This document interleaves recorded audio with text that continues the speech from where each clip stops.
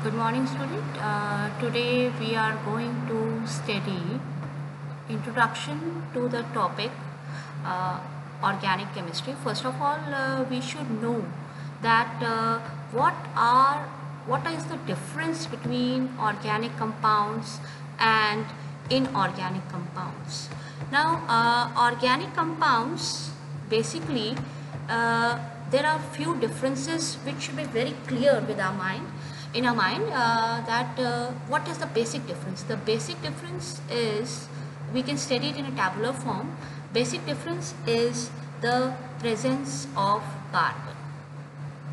So organic compounds should essentially have carbon as a necessary element. Carbon should be there as a necessary element, and in an organic compound carbon is not an essential element. Clear? Solubility in water.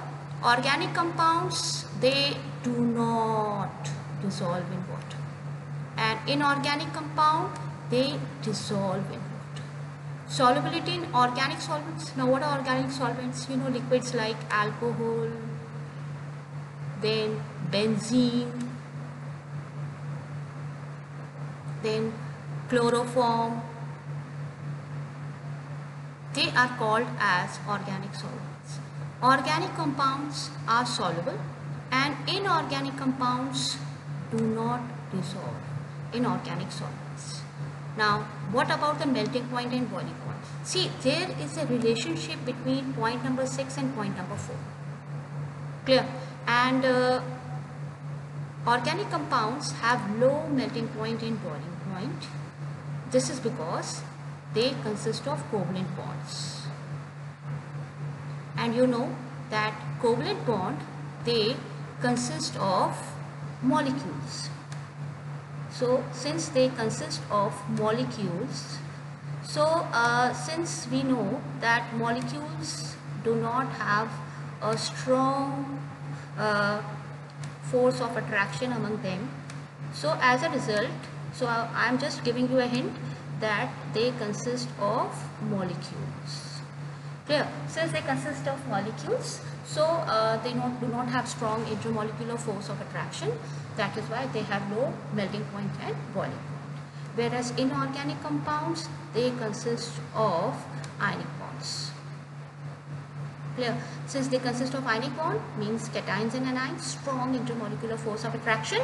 So as a result, they have high melting point and boiling point. Conductivity. Organic compound are non-electrolytes. Non-electrolytes, why? Again, why? Because they consist of molecules. And ionic compounds are good electrolytes. Now I hope that by now it must be clear that why they are good electrolytes, because they consist of ions. So since they consist of ions, that is why they are good conductors of electricity, or that is, they are good electrolytes. Isomerism. Now this is a new term for you. Now isomerism, I will explain you in very simple terms. Isomerism is, for example, you take strength of your class. The strength of your class is supposedly 45.